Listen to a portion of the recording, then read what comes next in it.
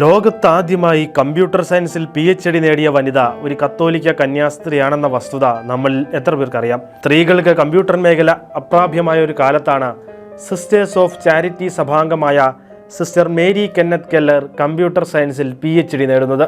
1965 sister മേരിക്ക് computer സയൻസിൽ PhD ലഭിക്കുന്നത്. ഇതോടെ അമേരിക്കയിലും ലോകത്തും കമ്പ്യൂട്ടർ സയൻസിൽ PhD നേടിയ ആദ്യ വനിതയായി സിസ്റ്റർ മേരി മാറി. 1914 ഒഹായോയിലാണ് സിസ്റ്റർ മേരിയുടെ ജനനം. 1940 നിത്യവ്രത വാഗ്ദാനം സ്വീകരിച്ച ശേഷം സിസ്റ്റർ ഗണിതത്തിൽ ബാച്ചിലേഴ്സ് ഡിഗ്രിയും ഗണിതത്തിലും സയൻസിലും മാസ്റ്റേഴ്സ് ഡിഗ്രിയും നേടി. വെറുമൊരു കമ്പ്യൂട്ടർ വിദഗ്ധ എന്നതിലുപരി വിവരങ്ങൾ എല്ലാവർക്കും ലഭ്യമാകണമെന്ന് ആഗ്രഹിച്ചിരുന്നൊരു വനിതയായിരുന്നു സിസ്റ്റർ മേരി.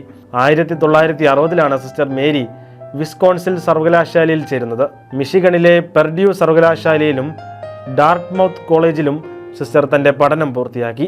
ഡാർട്ട്മൗത്ത് കോളേജ് തങ്ങളുടെ കമ്പ്യൂട്ടർ സെൻറ്ററിൽ സ്ത്രീകൾക്കുള്ള വിലക്ക് നീക്കിയതാണ് സിസ്റ്റർ മേരിക്ക് കമ്പ്യൂട്ടർ സയൻസ് പഠിക്കുവാൻ അവസരമൊരുക്കിയത്.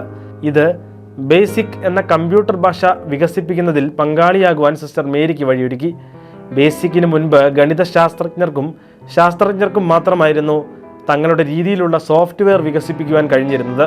എന്നാൽ ആർക്കും പഠിക്കാവുന്ന ഒരു കമ്പ്യൂട്ടർ ഭാഷയായിരുന്നു BASIC. Inductive inference on computer generated patterns എന്ന പേരിൽ CDC ഫോർട്രാൻ 63 സിസ്റ്റർ തൻ്റെ PhDക്ക് വേണ്ട പ്രബന്ധം തയ്യാറാക്കിയത്. ഇയോവയിലെ ക്ലാർക്ക് കോളേജിൽ ഒരു കമ്പ്യൂട്ടർ വിഭാഗവും സിസ്റ്റർ മേരി സ്ഥാപിച്ചു. 20 വർഷക്കാലം സിസ്റ്റർ അതിൻ്റെ ഡയറക്ടറായി സേവനം ചെയ്തു. ജനങ്ങളെ സമർത്ഥരും സ്വയമായി ചിന്തിക്കുവാൻ കഴിവുള്ളവരുമാക്കുന്ന ഒരു കാലഘട്ടമായിരുന്നു സിസ്റ്ററിൻ്റെ സ്വപ്നം. കൃത്രിമ ബുദ്ധിക്ക് പുറമെ ജനങ്ങൾക്ക് അറിവ് നേടുന്നതിന് സഹായിക്കുവാൻ കമ്പ്യൂട്ടറിന് കഴിയുമെന്നും കാലം ചെല്ലുന്തോറും പക്വമതികളായ വിദ്യാർത്ഥികളുടെ എണ്ണം കൂടുമെന്നും ഇത്തരത്തിലുള്ള പഠനങ്ങളുടെ പ്രാധാന്യം വർദ്ധിക്കുമെന്നും പ്രവചിച്ച സിസ്റ്റർ മേരി കെന്നത്ത് കെല്ലർ 1985 ജനുവരി 10 നിത്യസമ്മാനത്തിനായി വിളിക്കപ്പെടുന്നത്.